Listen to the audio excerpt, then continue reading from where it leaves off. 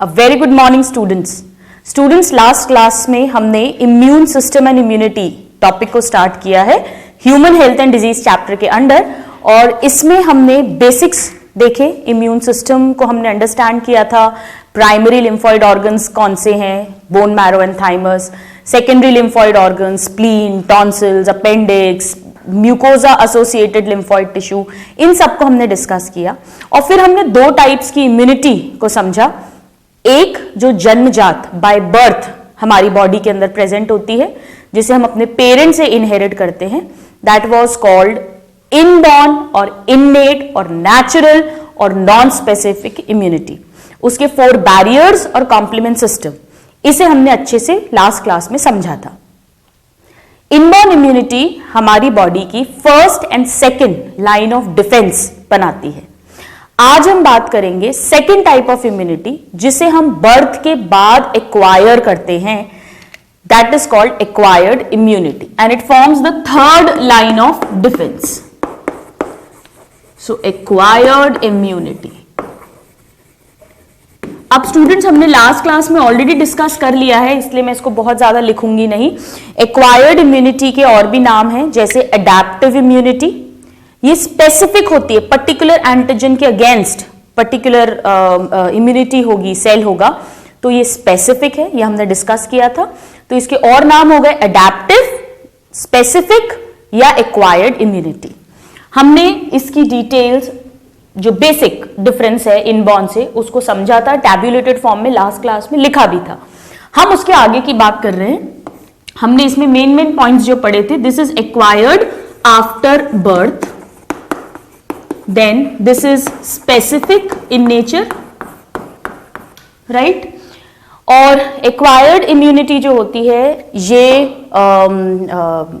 केवल वर्टिब्रेट्स में प्रेजेंट होती है, और इसका एक बड़ा इंपॉर्टेंट फीचर था कि इसमें मेमोरी भी होती है, राइट? ये कुछ बेसिक बातें थी। And this forms third line of defence. So it forms third line of defence of immune system. ये बहुत बहुत इंपॉर्टेंट क्वेश्चन है डायरेक्ट ना। आइए अब हम एक्वायर्ड इम्यूनिटी को डिटेल में समझने की कोशिश करते हैं। हमने लास्ट क्लास में पढ़ा था कि एक्वायर्ड इम्यूनिटी के अंदर बेसिकली क्या क्या होगा। एक तो लिम्फोसाइट्स, कौन कौन से, B lymphocytes and T lymphocytes, हमने इनको डिस्कस किया था लास्ट क्लास में। दोनों ही बोन मैरो के अंदर फॉर्म होते हैं, बट बी लिम्फोसाइट्स मैच्योर भी बोन मैरो में होते हैं, जबकि टी लिम्फोसाइट्स थाइमस ग्लैंड में जाकर मैच्योर होते हैं, इसीलिए उसका नाम टी लिम्फोसाइट्स है। ये कैसे रोल प्ले करेंगे वो हम इस क्लास में देखने वाले हैं। एंड एंटीबॉडीज, बी लिम्फोसाइट्स ही एंटीबॉडीज फॉर्म करते हैं। हम पढ़ेंगे सब कुछ डिटेल में। पहले आइए हम इसकी प्रॉपर्टीज या कैरेक्टरिस्टिक्स की बात करें। सो properties or characteristics of acquired immunity. Now, पहली सबसे इंपॉर्टेंट प्रॉपर्टी जो है इसकी, वो है स्पेसिफिसिटी। स्पेसिफिसिटी का मतलब है ये डिफरेंशिएट कर सकती है डिफरेंट फॉरेन पार्टिकल्स के बीच में, डिफरेंट बैक्टीरिया, वायरस, इनके बीच में ये डिफरेंस कर सकती है। इसीलिए ये पर्टिकुलर एंटीजन अभी आप इतना समझ लीजिए, कोई भी फॉरेन या खुद की बॉडी का भी हो सकता है, कोई भी ऐसा पार्टिकल जो एंटीबॉडी बनवाए इम्यून सिस्टम से, उसे हम एंटीजन कहते हैं। एंटीजन, एंटी वर्ड एंटीबॉडी से आया है, जेनेसिस यानी फॉर्मेशन से आया है। जो एंटीबॉडी का फॉर्मेशन कराए उसे एंटीजन कहते हैं। तो ये जो एक्वायर्ड इम्यूनिटी है, इसके अंदर डिफरेंट एंटीजन्स के बीच में डिफरेंशिएशन पॉसिबल है, इसीलिए ये पर्टिकुलरली अलग अलग एंटीजन के खिलाफ अलग अलग सेल्स स्पेसिफिकली वर्क करेंगे। जबकि इनबॉर्न इम्यूनिटी में ऐसा नहीं था, वहां पे स्किन, म्यूकस मेम्ब्रेन, कोई भी एंटीजन हो, उन सब के लिए सेम रिस्पॉन्स प्रोड्यूस होता है। They were non specific, but this is specific. So मैं एकदम शॉर्ट में लिख रही हूं, it is the ability to differentiate between various antigens, right? It can differentiate between various antigens, hence it is specific for a specific antigen. Now second property ये है students की acquired immunity बहुत wide range of antigens के खिलाफ काम करती है। Bacteria, virus, fungus, protozoa, helminth, हमारा जो कैंसर सेल्स होते हैं, जो हमारे अगर किसी को कोई ऑर्गन ट्रांसप्लांट किया है उसके against, various types of antigens के अगेंस्ट, यानी कि डाइवर्सिटी। डाइवर्सिटी का मतलब it can recognise wide range of antigens, बहुत सारे वाइड रेंज ऑफ एंटीजेंस। अभी आप इतना समझ लो, कोई भी foreign particle. Now third, very very important, ये इम्यूनिटी में सेल्फ एंड नॉन सेल्फ के बीच में डिफरेंशिएट करने की कैपेसिटी होती है। अदरवाइज क्या होगा, अगर ऐसा नहीं हुआ तो पता पड़ा कि एंटीबॉडीज हमारे खुद के बॉडी में जो एंटीजेंस हैं उन्हीं सेल्स के अगेंस्ट काम करने लग जाए। जैसा कि ऑटो इम्यून डिजीज में होता है, हम पढ़ेंगे।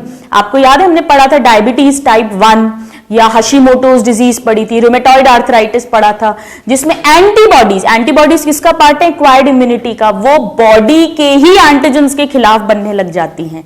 बट ये बहुत रेयर केसेस में होता है, कोई जेनेटिक डिसऑर्डर हो या कोई और कॉज हो। नॉर्मली ऐसा नहीं होता। नॉर्मली ये बहुत अच्छे से पहचान सकती हैं कि कौन सा एंटीजन। फॉर एग्जाम्पल, आपको याद है हमने आरबीसी पढ़ा था, आरबीसी के ऊपर एंटीजन्स होते हैं। अगर ए है तो ए ब्लड ग्रुप है, बी है तो बी ब्लड ग्रुप है, दोनों है तो ए बी ब्लड ग्रुप है। एंटीजन जो होता है, तो ये एंटीबॉडीज पहचान सकती है कि कौन सा बॉडी के अंदर का है और कौन सा बॉडी में बाहर से आया है, कौन सा सेल्फ है, कौन सा नॉन सेल्फ है। और जो नॉन सेल्फ होगा उसी को अटैक करेंगे, ये सेल्फ को नहीं करते हैं in normal conditions. So the third property is discrimination between self and non-self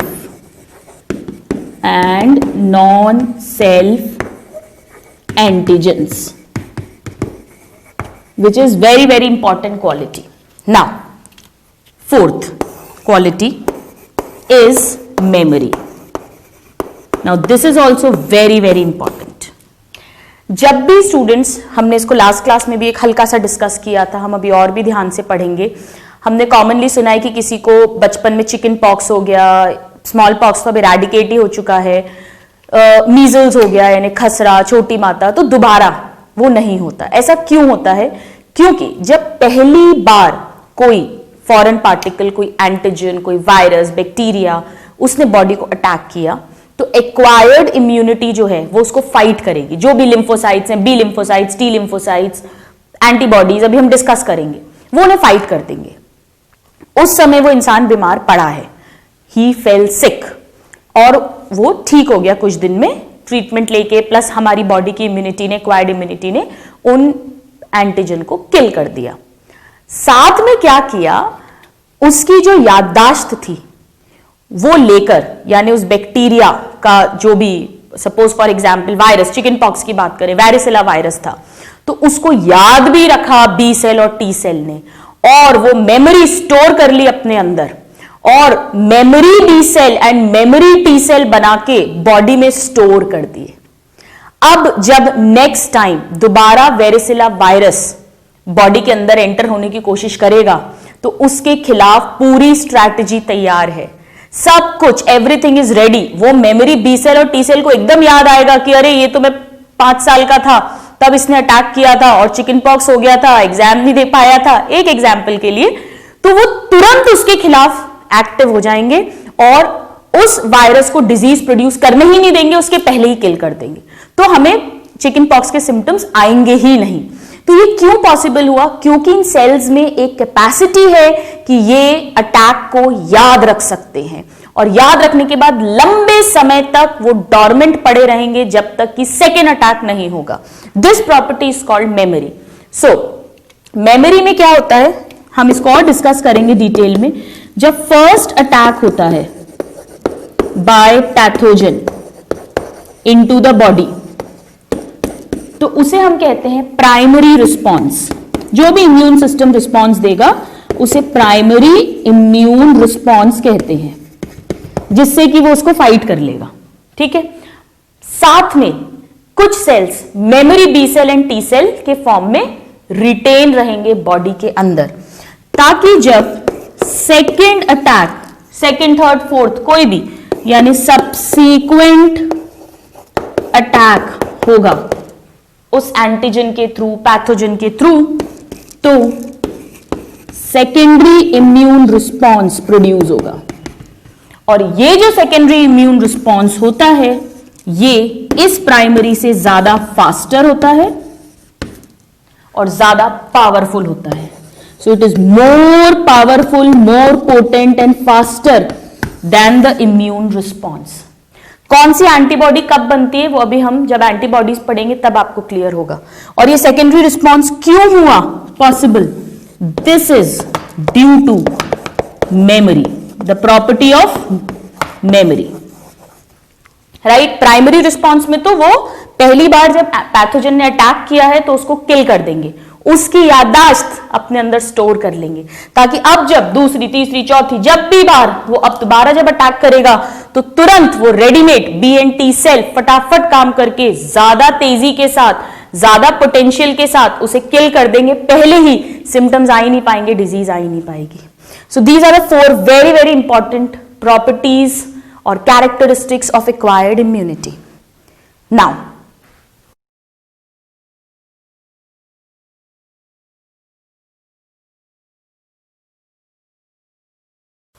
next that we have to talk is about the components of acquired immunity.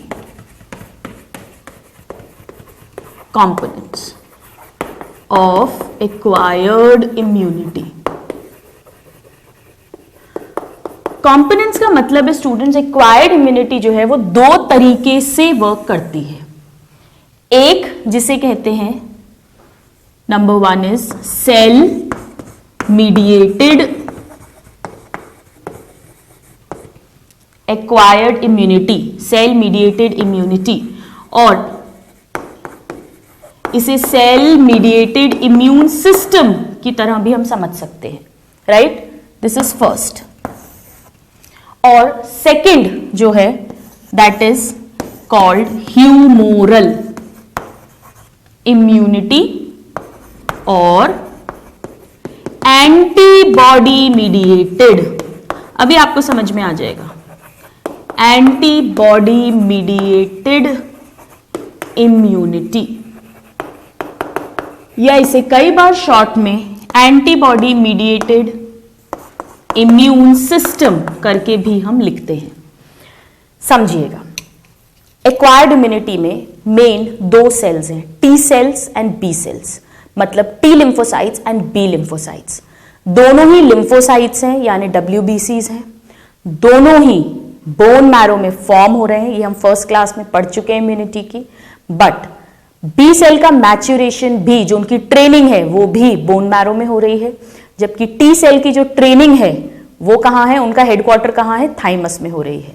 और फिर ये दोनों ट्रेनिंग लेने के बाद इनकी पोस्टिंग अलग अलग सेकेंडरी लिम्फॉइड ऑर्गन्स में कर दी जाती है, जैसे spleen, lymph nodes, tonsils, appendix, pairs patches, अलग अलग जगह, जहां पर की ब्लड या लिम्फ वेसल्स के थ्रू कोई फॉरेन पार्टिकल, एंटीजन, पैथोजन आता है और फिर इनके बीच में घमासान युद्ध होता है और ये उसको किल करते हैं।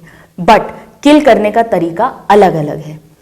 टी सेल्स जो हैं ये तलवार लेकर जाते हैं यानी डायरेक्ट अटैक करते हैं, और बी सेल्स जो हैं इनके पास बंदूकें हैं और बंदूकों के अंदर गोलियां भरी हुई हैं, बुलेट्स हैं, वो बुलेट्स ही को हम एंटीबॉडीज कहते हैं।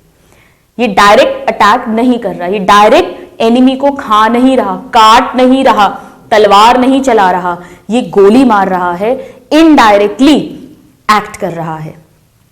तो ये 2 तरीके हैं, एक तो आप तलवारबाज भेज दें और एक आप बंदूकबाज भेज दें, ऐसा आप समझ सकते हो।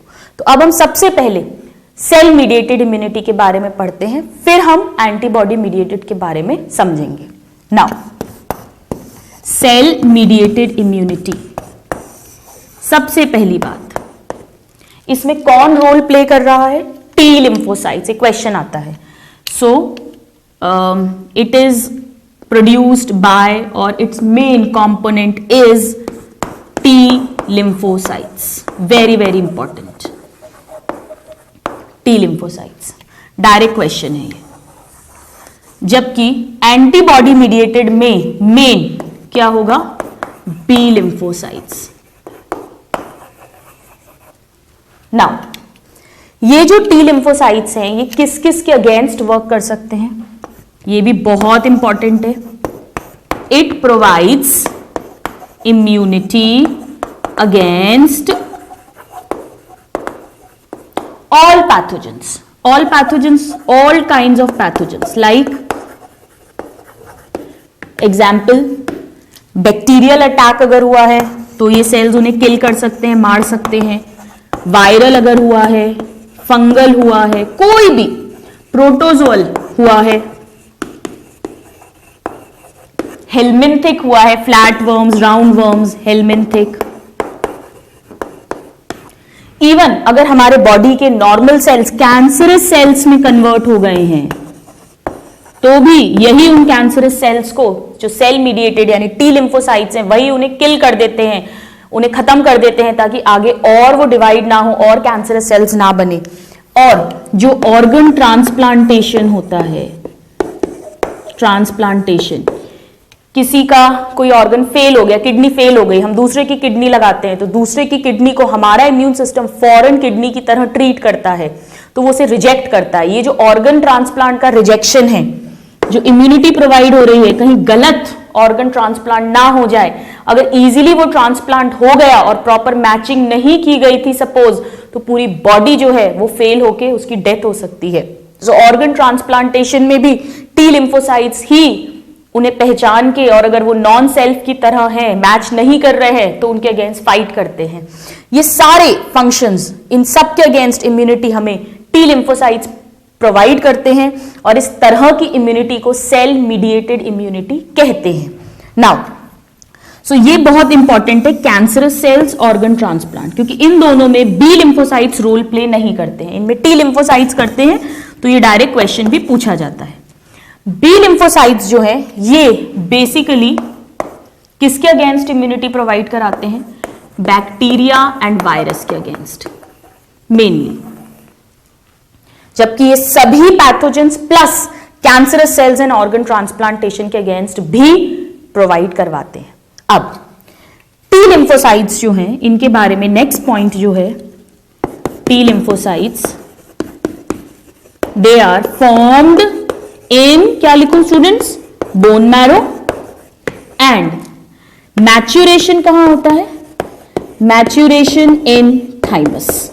ये हमने ऑलरेडी फर्स्ट क्लास में डिस्कस किया था। दोनों ही प्राइमरी लिम्फॉइड ऑर्गन्स हैं, तो ये बनते बोन मैरो में हैं और ट्रेनिंग इनकी थाइमस में होती है।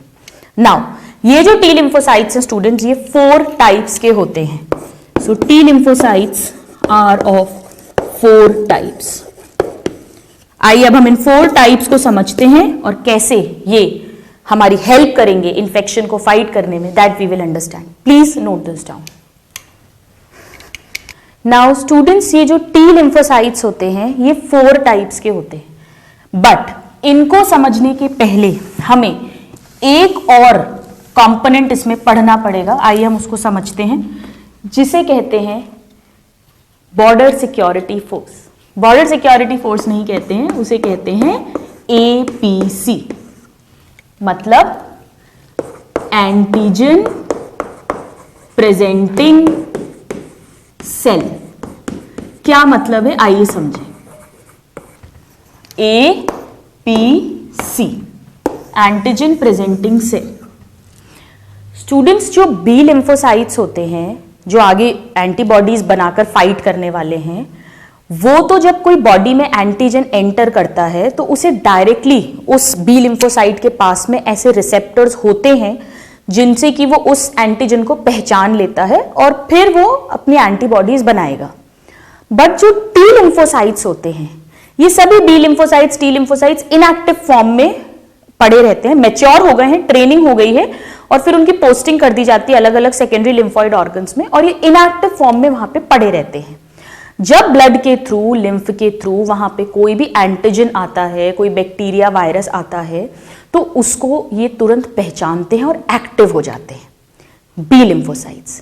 टी लिम्फोसाइट्स जो है वो डायरेक्टली उन्हें नहीं पहचान सकते। ये बहुत इंपॉर्टेंट कॉन्सेप्ट है। टी लिम्फोसाइट्स डायरेक्टली एंटीजन को नहीं पहचान सकते। वो कब पहचानेंगे? जब कोई दूसरा सेल, जैसे कोई मैक्रोफेज, कोई डेंड्राइटिक सेल, वो जैसे ही एंटीजन एंटर हुआ, वो जो एपीसी है, जो मैक्रोफेज है, डेंड्राइटिक सेल है, वो उस एंटीजन को अपने अंदर खा लेगा, फैगोसाइटाइज कर लेगा, एनगल्फ कर लेगा, और उसका जो छोटा सा फ्रैगमेंट है, टुकड़ा है, जो एंटीजेनिक है, उसे वो अपने सरफेस पर प्रोजेक्ट कर देता है और फिर उसको लेके वो घूमता रहता है। और ऐसा सेल, ऐसा मैक्रोफेज या ऐसा डेंड्राइटिक सेल, ऐसा बी लिम्फोसाइट जब घूमता घूमता इसको जब कोई इनएक्टिव टी सेल देखता है तो वो इसे रिकॉग्नाइज करता है और तब फिर वो जुड़ता है इस जो एंटीजन है उससे, और फिर उसके खिलाफ वो एक्शन करके उसे खत्म करता है, वैसे बनने लग जाते हैं। तो सबसे इंपॉर्टेंट कॉन्सेप्ट ये है कि बी लिम्फोसाइट्स डायरेक्टली एंटीजन को पहचान सकते हैं, तो वो खुद एंटीजन प्रेजेंटिंग सेल्स की तरह काम करते हैं, जो एंटीजन को प्रेजेंट करते हैं, एंटीजन को पहचान लेते हैं। But T lymphocytes directly antigen को नहीं पहचान सकते। वो तभी पहचानेंगे जब कोई एपीसी यानी एंटीजन प्रेजेंटिंग सेल उनके पास तक उस एंटीजन को लेकर आएगा।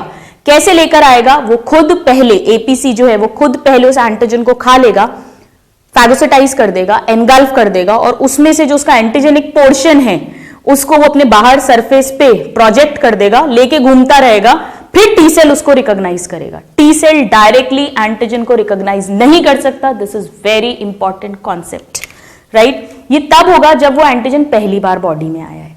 हाँ, अगर वो antigen second time, third time आया है तो प्रॉब्लम नहीं है। क्यों? क्योंकि उसी एंटीजन को मारने के बाद, खत्म करने के बाद टी सेल ने मेमोरी टी सेल बना लिए हैं। तो अब जब वो एंटीजन अगर बॉडी में एंटर करता है तो अब एपीसी की जरूरत नहीं है, अब कोई जरूरत नहीं, अब तो डायरेक्ट मेमोरी टी सेल उसके अगेंस्ट तैयार हैं जो तुरंत एक्टिवेट हो जाएंगे। तो एपीसी का रोल केवल जब पहली बार कोई एंटीजन बॉडी में एंटर करेगा तभी होता है। ये दूसरा इंपॉर्टेंट कॉन्सेप्ट है। सो एंटीजन प्रेजेंटिंग सेल का मतलब है they engulf antigen and present its fragment, जो भी उसका टुकड़ा है, फ्रैगमेंट टू टी सेल। इसीलिए एंटीजन प्रेजेंटिंग सेल, ये सेल एंटीजन को प्रेजेंट कर रहे हैं टी सेल को, ठीक है? So they engulf and present fragment to T cell. Now role in primary immune response, यानी जब पहली बार एंटीजन बॉडी में एंटर करेगा, role in primary immune response. This is the next important concept. Secondary में नहीं, फिर तो मेमोरी टी सेल बन चुका है, अब वो डायरेक्ट पहचान लेगा, अब प्रॉब्लम नहीं है, सारी प्रोसेसिंग हो चुकी है। अब तो सिर्फ पहली बार जब एंटीजन एंटर करता है, that means first attack of antigen, antigen को शॉर्ट में ऐसे लिखते हैं, एंटीजन इन वर्टिब्रेट्स। तो पहले एपीसी जो है वो उस एंटीजन को एनगल्फ करेंगे, उसका पोर्शन सरफेस पर एक्सप्रेस करेंगे, वो टी सेल देखेगा, टी सेल उसके साथ इंटरैक्ट करके फिर अपनी स्ट्रैटेजी बनाता है, राइट? कुछ एग्जाम्पल्स अगर हम लिखें एपीसी के, ये इंपॉर्टेंट है, डायरेक्ट क्वेश्चन आता है, which one of the following is APC? APC का रोल किसमें है? सेल मीडिएटेड इम्यूनिटी में। एपीसी प्राइमरी इम्यून रिस्पॉन्स के टाइम ही इंपॉर्टेंट है। सो इसके एग्जाम्पल्स हो जाएंगे मैक्रोफेजेस, ये एपीसी की तरह काम करते हैं, डेंड्राइटिक सेल्स एंड इवन कुछ बी लिम्फोसाइट्स, वो भी डायरेक्टली एंटीजन को पहचान लेते हैं और भी हैं, हमारे लिए सबसे इंपॉर्टेंट यही है जिन पे क्वेश्चन आता है. So this is APC. Now what will happen? Types of T lymphocytes की हम बात कर रहे थे. नाउ कैसे वर्क होता है समझिएगा. ये सपोज कोई एंटीजन आया, ये सपोज एक एंटीजन है, ठीक है, ये एंटीजन है.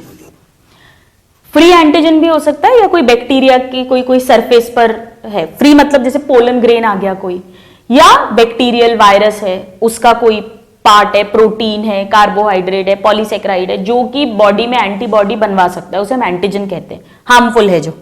ये एंटीजन आया, ये सपोज कोई भी हमारा एक सपोज ये एक मैक्रोफेज है, कोई भी एपीसी है. एपीसी के पास में रिसेप्टर रहता है एंटीजन को पहचानने का.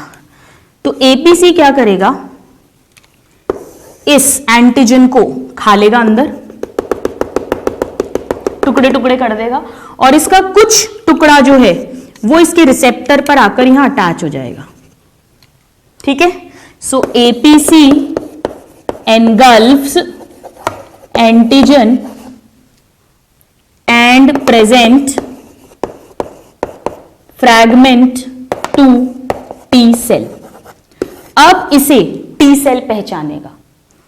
नाउ सपोज ये एपीसी है, ये इसके अंदर टुकड़े टुकड़े हो गया, ये इसका एक टुकड़ा यहां इसने लगा दिया, फ्रैगमेंट है एंटीजन का.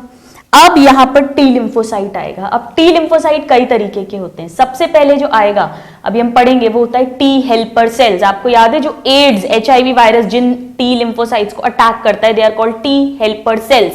ये हेल्प करते हैं किस किस में? एक तो ये दूसरे टाइप का टी लिम्फोसाइट बनाता है जिसे किलर टी सेल्स बोलते हैं. नेचुरल किलर सेल्स अलग है, किलर टी सेल्स ये एक्चुअली किलर सेल्स हैं जो डायरेक्टली तलवार लेके अटैक करेंगे.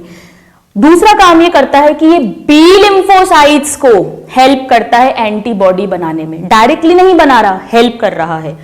तो इसको कमांडर कहते हैं एक्चुअली इम्यून सिस्टम का, जो टी हेल्पर सेल्स हैं. कमांडर क्यों है? क्योंकि ये डायरेक्ट किल करने वाले टी लिम्फोसाइट्स को भी यही बनाएगा, और बी सेल्स तब तक एंटीबॉडीज नहीं बना सकते जब तक उनको टी हेल्पर सेल की हेल्प ना मिले. जो कमांडर है जब तक वो ऑर्डर नहीं देगा तब तक ना तो बी लिम्फोसाइट्स एंटीबॉडीज बना सकते हैं और ना टी लिम्फोसाइट्स जो हैं, जो किलर टी सेल्स हैं, वो डायरेक्ट तलवार लेके अटैक कर सकते हैं. तो ये कमांडर है, यही बंदूक चलाने का भी ऑर्डर देगा, यही किल करने का, तलवार चलाने का भी ऑर्डर देगा. तो यहां पे टी हेल्पर सेल्स आके, टी हेल्पर सेल आया. अब टी हेल्पर सेल पहचान सकता है इस एंटीजन को. कब? जब वो एपीसी के साथ जुड़कर आया है. वैसे ही आता तो ये नहीं पहचान पाता. अब ये जो टी हेल्पर सेल्स है ये दो काम करेगा. क्या काम करेगा? ये जो टी हेल्पर सेल्स है ये डायरेक्टली, कमांडर कभी डायरेक्ट नहीं जाता, कमांडर हमेशा अपनी सेना को ही भेजता है. तो ये जो टी हेल्पर सेल है ये दो काम करेगा. एक तो ये टी किलर सेल्स को प्रोलिफरेट करवाएगा ताकि वो बाकी अब जो एंटीजन्स हैं उन्हें किल कर दे, उन्हें खा जाएं. तो ये दो काम करेगा. एक तो ये टी किलर सेल्स, या जिन्हें टी साइटोटॉक्सिक, ये सेल्स के लिए टॉक्सिक हैं, कैसे हैं वो भी हम बात करेंगे. तो ये टी किलर सेल्स का प्रोलिफरेशन करवा देगा, सिग्नल्स भेजेगा. ये वही कि जो हमने पढ़े थे साइटोकाइंस, सेल तक मैसेंजर्स भेजेगा, अपने संदेशा भेजेगा, तो तलवारबाज तैयार हो जाएंगे. और दूसरा ये बी सेल्स जो हैं यानी बी लिम्फोसाइट्स, उनसे एंटीबॉडीज बनवाएगा. और वो बी लिम्फोसाइट्स जो एंटीबॉडीज बनाते हैं, हम थोड़ी देर में पढ़ेंगे, उन्हें प्लाज्मा सेल्स कहते हैं. तो ये प्लाज्मा सेल्स से एंटीबॉडीज फॉर्म करवाएगा. यानी कि टी हेल्पर सेल्स जो कमांडर है, अगर आप ध्यान से देखें तो वो सेल मीडिएटेड इम्यूनिटी में भी काम कर रहा है, डायरेक्ट किलिंग में, और वो कहीं ना कहीं एंटीबॉडी मीडिएटेड इम्यूनिटी में भी रोल प्ले कर रहा है. डायरेक्ट रोल प्ले नहीं कर रहा, डायरेक्ट रोल प्ले तो बी लिम्फोसाइट्स कर रहे हैं जो डायरेक्टली फाइट कर रहे हैं, डायरेक्टली एंटीबॉडीज प्रोड्यूस कर रहे हैं. बट इनको कमांड कौन दे रहा है? T helper cell. तो T helper cell cell mediated immunity में भी वर्क कर रहा है, रोल प्ले कर रहा है, और एंटीबॉडी मीडिएटेड इम्यूनिटी में भी रोल प्ले कर रहा है. जबकि टी किलर सेल केवल रोल प्ले कर रहा है सेल मीडिएटेड इम्यूनिटी में, बी सेल केवल एंटीबॉडी मीडिएटेड इम्यूनिटी में। So these are all the important questions. But ये टी हेल्पर सेल तभी ये सब कर पाएगा जब एपीसी के साथ अटैच एंटीजन उसे मिले, नहीं तो वो खुद से नहीं पहचान सकता है। So you note this down, this is a very very important concept. और फिर हम इनके बारे में 4 टाइप्स ऑफ टी लिम्फोसाइट्स, अभी तो हमने 2 ही टाइप के देखे हैं, T helper and T killer, बाकी 2 कौन से हैं वो भी तो पढ़ने हैं, उसके बारे में लिखेंगे। Please note this down. So now students, let's write down about the 4 types of T cells, जिनमें से पहला T सेल जो है, जैसा हमने अभी अभी डिस्कस किया, जो कमांडर है, जो डायरेक्टली लड़ने नहीं जाता पर वही कमांड देगा तभी बाकी के सेल्स वर्क करेंगे। So the first type is called helper T cells, जिन्हें हम ऐसे लिखते हैं T और हेल्पर सेल्स, या इनके ऊपर जो रिसेप्टर प्रेजेंट है, जो एंटीजन को पहचान रहा है, उसे CD4 रिसेप्टर कहते हैं। तो ये CD4 पॉजिटिव सेल्स भी कहलाते हैं। HIV वायरस था, वायरस के ऊपर एंटीजेनिक प्रॉपर्टी क्या थी? Glycoprotein 120, GP120। GP120 किसके साथ अटैच होता है? CD4। पर आपको याद है पहले मैक्रोफेजेस के साथ अटैच हुआ था, हमने पढ़ा था जैसे ही HIV का वायरस बॉडी में एंटर करता है पहले मैक्रोफेज के साथ अटैच होता है, यानी एंटीजन प्रेजेंटिंग सेल APC के साथ। फिर APC जब घूमेगा इधर उधर और फिर उसको टी हेल्पर सेल्स देखेंगे और फिर वो उसको पहचान लेंगे, तब फिर टी हेल्पर सेल्स के अंदर वो वायरस जो है वो एंटर कर जाता है। एनीवेज, सो हेल्पर टी सेल्स और CD4 पॉजिटिव सेल्स। नाउ ये क्या क्या कर रहे हैं? सबसे पहले they are known as, direct question है, commander of immune system. Immune system, very very important direct question. Now direct role है सेल मीडिएटेड इम्यूनिटी में, इनडायरेक्ट रोल है एंटीबॉडी मीडिएटेड इम्यूनिटी में। क्यों? ये क्या करेंगे? दे प्रोड्यूस साइटोकाइंस, यानी chemical messengers, cytokines to induce, इससे क्या होगा? प्रोलिफरेशन ऑफ, मतलब मल्टीप्लीकेशन करेंगे, डिफरेंशिएशन करेंगे ऑफ अदर टी सेल्स, जैसे कि killer T cells, and also किसका? बी लिम्फोसाइट्स का। बी लिम्फोसाइट्स की हेल्प करेंगे टू फॉर्म एंटीबॉडीज। हेल्प करेंगे, डायरेक्टली नहीं। डायरेक्टली एंटीबॉडी कौन बनाएगा? बी लिम्फोसाइट ही बनाएगा। तो other T cells and B lymphocyte दोनों का प्रोलिफरेशन करेंगे by producing cytokines. So that means we can write that they have role in both cell mediated immunity and antibody mediated immunity. This is important question, both में role है। Now यहां मैं लिख देती हूं, ये डायरेक्ट रोल है, इसमें इनडायरेक्ट रोल है। बट अगर टी हेल्पर सेल्स कम हो गए स्टूडेंट्स, तो ना तो cell mediated immune system active रह पाएगा, क्योंकि कमांडर ही, उसको सिग्नल ही नहीं मिलेगा, कमांडर ही नहीं है, सिग्नल ही नहीं मिलेगा, मैसेज ही नहीं मिलेगा, तो तलवारबाज भी बैठे रह जाएंगे, उनको पता ही नहीं चलेगा कि प्रॉब्लम है, दुश्मन घुस गया है। वो तो सब हमारी बॉर्डर सिक्योरिटी फोर्स APC ने कमांडर के पास मैसेज भेजा है, वो लेकर आया है, उसने अपना आदमी भेजा है, दुश्मन को मार के एक दुश्मन साथ में भेजा है लाश लेकर, वो है ये एंटीजन। बोले ये आ गए हैं, कमांडर तुरंत पहचान जाएगा कौन से दुश्मन है, कौन सी कंट्री के हैं, कौन से बॉर्डर के हैं, क्या इनके संग डील करना है। सारी स्ट्रैटेजी कमांडर बनाएगा और उसके अकॉर्डिंग कमांडर डिसाइड करेगा कि कितने किलर टी सेल्स भेजने हैं, कितने तलवारबाज भेजने हैं, कितने बी सेल्स से मुझे एंटीबॉडीज प्रोड्यूस करवानी है, यानी कितने बंदूकबाज भेजने हैं। ये सब कुछ टी हेल्पर सेल कर रहा है।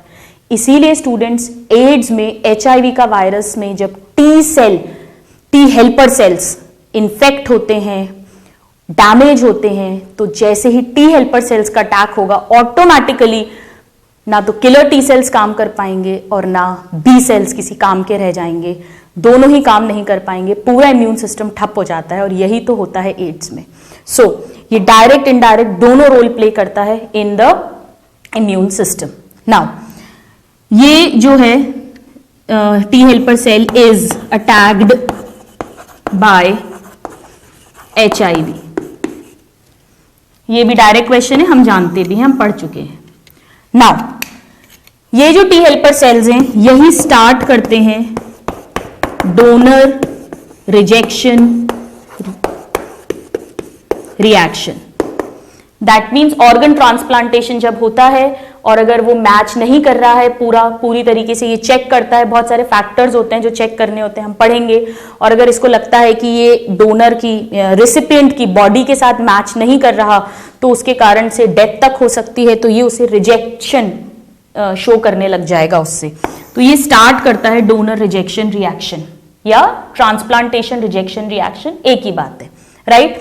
So these are some of the very very important points regarding the T helper cells।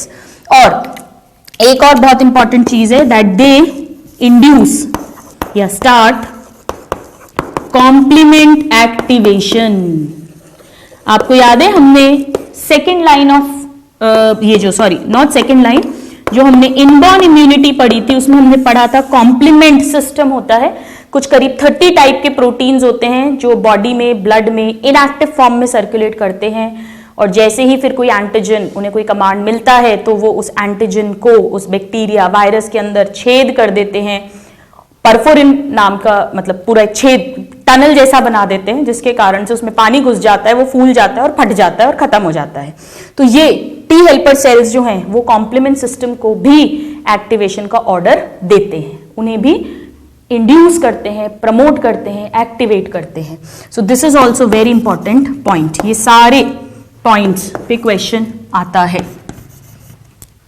T और बी दोनों सेल्स को ये proliferate करवाते हैं। You note this down, then we'll write about the second type of T cell. Now student, second type के जो T cells हैं, that is, अब हम जानते हैं कौन से होंगे, T killer cells, जिन्हें killer T cells कहते हैं। ये एक्चुअली तलवारबाज हैं जो आगे जाके किल करेंगे पैथोजन को, या साइटोटॉक्सिक टी सेल, यानी ये सेल के लिए टॉक्सिक हैं, जानलेवा हैं, विषैले हैं, हार्मफुल हैं, खतरनाक हैं।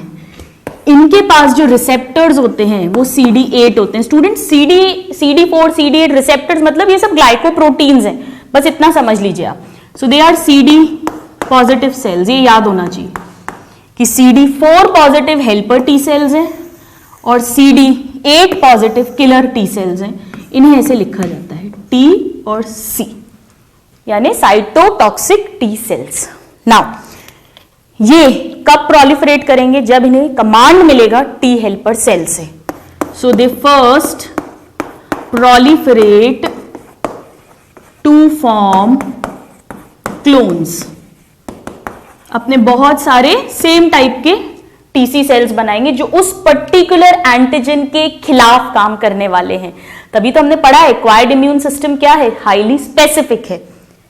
Bye command from T helper sales, this is important. ये तभी एक्टिवेट होंगे। टी हेल्पर सेल अगर खत्म हो गए तो ये फिर काम कर ही नहीं पाएंगे। नाउ ये क्या करेंगे, इनको डायरेक्ट किल करना है। कैसे किल करते हैं, सेम वही तरीका। परफोरिन नाम का प्रोटीन प्रोड्यूस करते हैं, ग्रेन्जाइम्स प्रोड्यूस करते हैं। ये दोनों जाकर जो भी बैक्टीरिया, वायरस, एंटीजन है उसमें छेद कर देगा। छेद करेगा तो उसमें पानी घुसेगा, पानी घुसेगा तो फूलेगा, फूलेगा और फट जाएगा और खत्म हो जाएगा। सो दे किल पैथोजन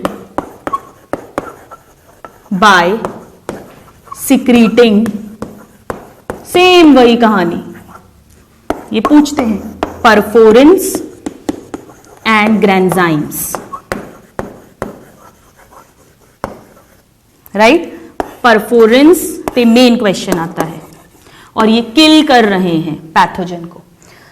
परफोरिन होगा, छेद हो जाएगा, पोर्स क्रिएटेड, फिर पानी घुसेगा यानी ऑस्मोटिक इम्बैलेंस, राइट, जिसके कारण से वो जो भी सेल है, जो भी पैथोजन है, स्वेल्स एंड लाइसिस। जो भी पैथोजन है, जो भी एंटीजन हम कह सकते हैं, वो स्वेल एंड लाइसिस, फट जाएगा और मर जाएगा।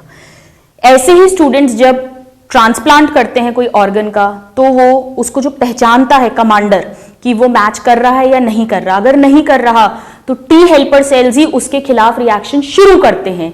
बट उन सेल्स को मारेगा कौन? कमांडर कभी भी मारता नहीं है, मारेगा तो यही। So role in transplant reaction, organ transplant, या जरूरी नहीं है पूरा ऑर्गन, कोई ग्राफ्ट भी ट्रांसप्लांट हो सकता है। जैसे यहां स्किन जल गई है और थाइस की स्किन यहां लगानी है, तो वो सूट कर रही है या नहीं, वो सब कुछ भी ग्राफ्ट, ऑर्गन ट्रांसप्लांट, सब में this is important. Transplant plus जो हमारे कैंसरस सेल्स हैं उनको भी किल करने का काम यही करता है। जो वायरस इन्फेक्टेड सेल्स हैं सबको यही करेगा। So organ transplant, then cancerous cells, then virus infected cells, कोई भी pathogen infected cells etc. Main जो क्वेश्चन आता है स्टूडेंट्स वो ये कैंसरस सेल्स और ट्रांसप्लांट पे आता है, क्योंकि इसमें सिर्फ सेल मीडिएटेड इम्यूनिटी का रोल होता है, इसमें डायरेक्ट रोल नहीं होता है एंटीबॉडी मीडिएटेड इम्यूनिटी का। I am again repeating, it's a very very very important question and a concept. So this is the second type. Now let's see which is the third type. Please note this down. Now the third type, पहला T helper cells जो दोनों type की immunity में role play कर रहे हैं, फिर T killer cells जो केवल सेल मीडिएटेड इम्यूनिटी में रोल प्ले कर रहे हैं, इनका B सेल से कोई लेना देना नहीं है। Now कहीं ऐसा नहीं हो इनकी गुंडागर्दी हो जाए, अगर T helper cells और T killer cells का राज्य हो गया, उनके ऊपर कोई ज्यूरिसडिक्शन नहीं है, कोई सुप्रीम कोर्ट नहीं है, और ये अपनी मर्जी से कमांडर कुछ भी ऑर्डर दिए जा रहा है, तो पता पड़ा धीरे धीरे ये बॉडी के सेल्स के अगेंस्ट ही उनको ही किल करने लग गए। कैंसर सेल्स को तो कर ही रहे थे, पता पड़ा नॉर्मल सेल्स को भी करने लग गए।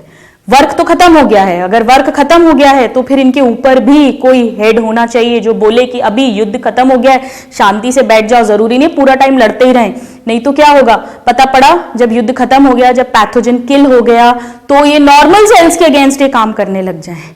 तो उनकी गुंडागर्दी रोकने के लिए उनके ऊपर भी एक डंडे वाला है, और वो है सप्रेसर टी सेल, जो इन्हें सप्रेस करेगा, जिन्हें हम ऐसे लिखते हैं suppressor T cell, TS cell, cell आ जाएगा आगे। ये जब नॉर्मली डिजीज या पैथोजन किल हो गया है, तब ये टी हेल्पर सेल्स को और टी किलर सेल्स को सप्रेस कर देगा, ताकि वो खुद की बॉडी के सेल के अगेंस्ट कहीं फंक्शन ना करने लग जाए, यानी ये ऑटो इम्यून डिजीज को होने से बचाएगा, राइट। क्योंकि अगर टी हेल्पर सेल्स करेंगे, टी किलर सेल्स तो डायरेक्ट किल करने लग जाएंगे, और टी हेल्पर सेल साथ में बी लिम्फोसाइट्स को एक्टिवेट करके पता पड़ा खुद ही के सेल के खिलाफ एंटीबॉडीज बनने लग जाएंगी। तो ये सबको प्रोटेक्ट करने का काम जो है वो इसका है, TS सेल का। सो दिस सप्रेस, यानी ये चेक रखता है एक इनके ऊपर, TH and TC cells to protect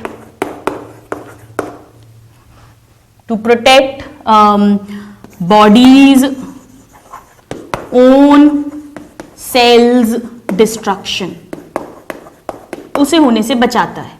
ये तभी रोल प्ले करता है जब जरूरत है, शुरू में नहीं करेगा। अगर पैथोजन है और ये काम करने लग गया तो गड़बड़ हो जाएगी, तो पता पड़ा जो पैथोजन है वो किल नहीं हो रहा, तो पैथोजन मार देगा इंसान को। तो जनरली जब इम्यून रिस्पॉन्स कंप्लीट हो जाता है तब ये रोल प्ले करता है, ताकि बॉडी के ओन सेल का प्रोटेक्शन करवा सके, right. So this is the third type. Now fourth हम जानते हैं मेमोरी टी सेल। जब भी पहला अटैक हुआ तो कुछ टी सेल्स जो हैं वो मेमोरी टी सेल्स बन जाते हैं, वो उसकी याददाश्त अपने अंदर रखते हैं। अब जब नेक्स्ट टाइम वो एंटीजन आएगा तो अब कोई जरूरत नहीं है कि वो टी हेल्पर सेल पहले APC के साथ जुड़े हुए उसको पहचाने, फिर उसके खिलाफ वैसे वाले क्लोन्स बना रहा है, वैसे वाले उस पर्टिकुलर एंटीजन के खिलाफ वाले किलर टी सेल्स प्रोड्यूस करे। अब इन सब की कोई जरूरत नहीं है, अब तो मेमोरी टी सेल तैयार है, ये डायरेक्ट उसके खिलाफ वाले किलर टी सेल्स बहुत जल्दी प्रोड्यूस कर देंगे और साथ में बी लिम्फोसाइट से फटाफट एंटीबॉडीज बनवा देंगे। अब एपीसी का, टी हेल्पर सेल का कोई रोल नहीं है, इसीलिए जब सेकेंड टाइम पैथोजन आता है, सेकेंड मतलब पहले के बाद किसी भी टाइम पैथोजन आता है, तो डिजीज जनरली नहीं होती है, उसके पहले ही उसे खत्म कर दिया जाता है। So this is about memory T cell, right. Now ये सब मिलकर जो है हमारा सेल मीडिएटेड इम्यून सिस्टम बनाते हैं, जो कैंसरस सेल्स, ट्रांसप्लांटेशन रिएक्शन और सभी तरह के पैथोजेंस के खिलाफ हमें इम्यूनिटी प्रोवाइड करता है। टी लिम्फोसाइट्स इसके मेन सेल्स हैं। डायरेक्ट किलिंग वाला किलर टी सेल है और indirect commander T helper cell है। परफोरेंस रिलीज करता है किलर टी सेल और कई सारे साइटोकाइंस रिलीज करता है T helper cells. Now let's talk about the second, and that is antibody mediated immunity. Now ये जो इम्यूनिटी है ये कौन प्रोवाइड करता है? This is provided by B lymphocytes. हालांकि इसमें टी हेल्पर सेल्स भी इनडायरेक्ट रोल प्ले कर रहे हैं, ये हम जानते हैं, but the main cell is B lymphocytes. Direct question आता है, सेल मीडिएटेड टी के कारण, एंटीबॉडी मीडिएटेड बी के कारण। नाउ ये जो बी लिम्फोसाइट्स होते हैं स्टूडेंट्स, ये भी इनएक्टिव फॉर्म में बॉडी में पड़े रहते हैं। पहले ये बोन मैरो में बनेंगे, मैं लिख देती हूं, फॉर्म्ड एंड मैच्योरेशन, इनकी ट्रेनिंग भी यही होगी, and maturation in bone marrow, और फिर ये सेकेंडरी लिम्फॉइड ऑर्गन्स में पहुंच जाएंगे, वहां पर ये स्टोर्ड रहेंगे इन एक्टिव फॉर्म में। फिर जब कोई एंटीजन आएगा, अब इनको एपीसी की जरूरत नहीं है क्योंकि कुछ बी लिम्फोसाइट्स खुद ही एपीसी होते हैं, तो ये खुद ही उस एंटीजन को पहचानेंगे। उस एंटीजन को जब ये पहचानेंगे तो फिर ये एक्टिवेट हो जाएंगे, राइट। सो फॉर एग्जाम्पल ये एक बी सेल है और ये बी सेल के ऊपर कुछ एक तरह की एक्चुअली एंटीबॉडी होती है जिसका रिसेप्टर है जो एंटीजन पहचानता है। इसने सपोज ये एंटीजन पहचान लिया, ये एंटीजन पहचान लिया, ठीक है, तो अब इसे हम क्या कहेंगे? This is activated B cell. क्यों? क्योंकि ये एंटीजन के साथ जुड़ गया है, तो अब ये एक्टिवेट हो गया है, ठीक है। पहले मैं बना देती हूं इनएक्टिव, ये इनएक्टिव होता है पहले। This is inactive B cell. ये सेकेंडरी लिम्फॉइड ऑर्गन्स में इनएक्टिव फॉर्म में है। जैसे ही दुश्मन आया, इसने इसको पहचान लिया क्योंकि ये खुद ही एपीसी है, अब इसको अलग से एपीसी की जरूरत नहीं है, as was the case with T cell. Now this becomes activated. Activated होने के बाद में अब ये क्या करना चाहता है? इसके खिलाफ एंटीबॉडी बनाना चाहता है, पर ये क्या खुद बना सकता है? नहीं बना सकता जब तक कि इसको टी हेल्पर सेल मदद ना करे। तो अब क्या होगा? ये एक्टिवेटेड बी सेल है, एंटीजन लगा हुआ है, ये बी सेल है एक्टिवेटेड, ये टी सेल के साथ टी हेल्पर सेल, ये टी हेल्पर सेल है, ठीक है। यहां पे इनके रिसेप्टर्स रहते हैं, ये एक दूसरे के साथ ज्वाइन करेंगे और अब टी हेल्पर सेल्स जो है ये रिलीज करेगा कुछ केमिकल्स, साइटोकाइंस, और ये जो साइटोकाइंस हैं, ये सपोज ये साइटोकाइंस हैं, ये इस बी सेल के अंदर जाएंगे और अब ये बी सेल जो है ये कन्वर्ट होगा प्लाज्मा सेल में। This will differentiate into plasma cell, और ये जो प्लाज्मा सेल्स हैं ये अब एंटीबॉडी बनाने लग जाएंगे, ठीक है। तो क्या होगा? ये तो प्लाज्मा सेल्स हो गए कई सारे, और ये प्लाज्मा सेल्स खूब सारी एंटीबॉडीज फॉर्म करने लग जाएंगे, और ये एंटीबॉडीज फिर एंटीजन को के साथ ज्वाइन करके रिएक्शन करेगी। कैसे करेगी वो हम पढ़ेंगे। तो ये antibody secreted by plasma cells, इस तरह से ये फंक्शन होता है। एंटीबॉडीज ब्लड में, बॉडी फ्लूइड में, सलाइवा में, सब जगह आ जाएगी और फिर बाकी जो एंटीजन्स और आ रहे हैं वो उनको किल कर देगी। दूसरा ये क्या करेंगे? कुछ बी सेल जो हैं वो मेमोरी बी सेल में कन्वर्ट हो जाएंगे। मेमोरी बी सेल, यानी कि वो डायरेक्टली एंटीबॉडी रिलीज नहीं कर रहे हैं, वो खुद इस तरह से सेकेंडरी लिम्फोइड ऑर्गन्स में स्टोर्ड रहेंगे, ताकि जब नेक्स्ट टाइम अटैक हो तो ये सब कुछ ना करना पड़े स्टूडेंट्स, टी हेल्पर की मदद नहीं लेनी पड़े, साइटोकाइंस का वेट नहीं करना पड़े एंटीबॉडी बनाने के लिए, ये डायरेक्ट मेमोरी बी सेल हमारे पास तैयार है। तो जैसे ही अगली बार वो एंटीजन आएगा तो ये memory B cell direct convert होंगे प्लाज्मा सेल में फटाफट और एंटीबॉडी सिक्रीट करने लग जाएंगे। तो सेकेंडरी इम्यून रिस्पॉन्स हमेशा much much faster and of more intensity होता है। तो इस तरह से बी लिम्फोसाइट्स रिस्पॉन्सिबल है इस इम्यूनिटी के लिए। They are formed and matured in bone marrow. ये पहले इनएक्टिव फॉर्म में रहते हैं, फिर एंटीजन के साथ जुड़ने पर ये एक्टिवेट होते हैं, फिर टी हेल्पर सेल की मदद से ही ये plasma cell and memory cell में कन्वर्ट होते हैं। प्लाज्मा सेल एंटीबॉडीज को डायरेक्टली उस पर्टिकुलर एंटीजन के खिलाफ एंटीबॉडीज को डायरेक्टली प्रोड्यूस करता है, यानी ये सब स्पेसिफिक है, इसी एंटीजन के खिलाफ वाली एंटीबॉडी बनने वाली है। वो सब कुछ किसने डिसाइड किया है? कमांडर ने डिसाइड किया है, उसने ही सिग्नल भेजा है कितनी गोली बनेगी, कौन सी वाली बनेगी, उसी हिसाब से वैसे ही वाले प्लाज्मा सेल प्रोड्यूस होंगे, वैसे ही वाले मेमोरी सेल प्रोड्यूस होंगे। So this is all very very specific as you can see, right? So this is a very important concept, please note this down and then we'll talk more.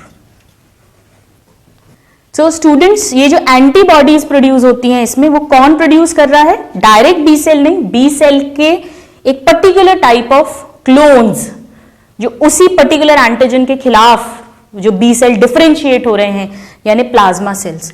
सो मैं यहां पर इधर लिख देती हूं एक note करके, दैट एंटीबॉडीज कौन प्रोड्यूस कर रहा है? Antibodies are produced by specific clone, सब स्पेसिफिक है ये, specific clones of B cells called plasma cells, और बाकी मेमोरी बी सेल में कन्वर्ट हो जाएंगे plasma cells. So what are plasma cells? B cells ही हैं, बट जो पर्टिकुलर एंटीजन के खिलाफ एंटीबॉडीज प्रोड्यूस कर रहे हैं। ये डायरेक्ट क्वेश्चन पूछा जाता है, this is very important, right? So now let us quickly write down the difference between cell mediated immunity and antibody mediated immunity.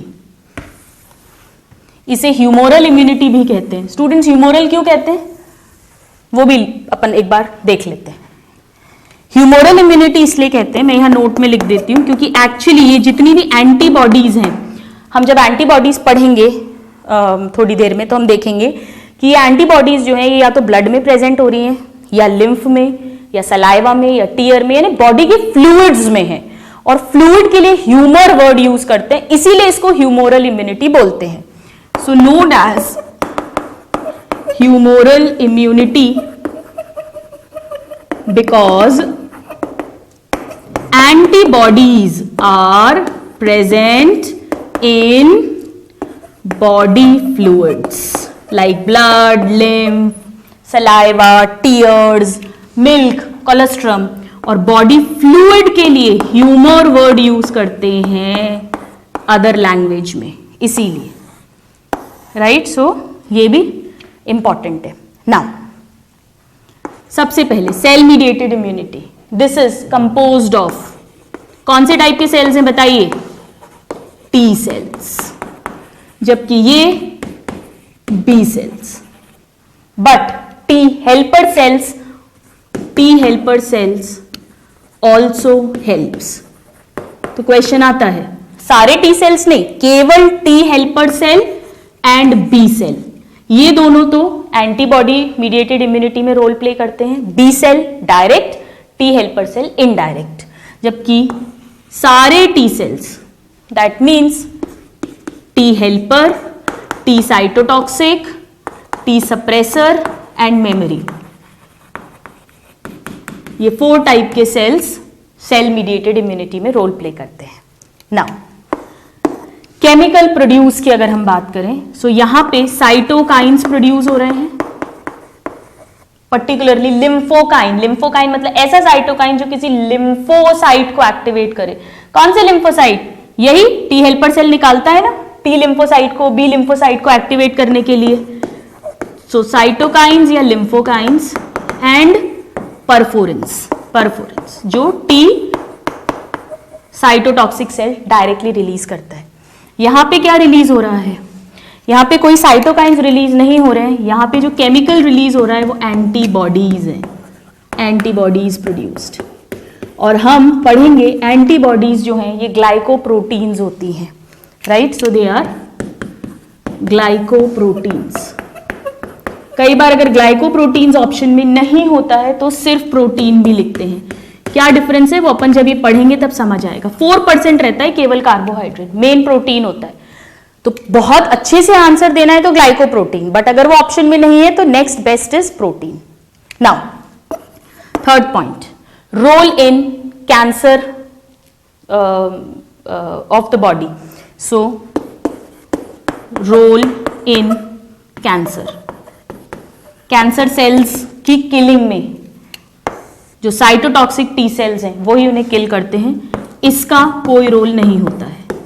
No direct role we can say, no direct role in cancer. Then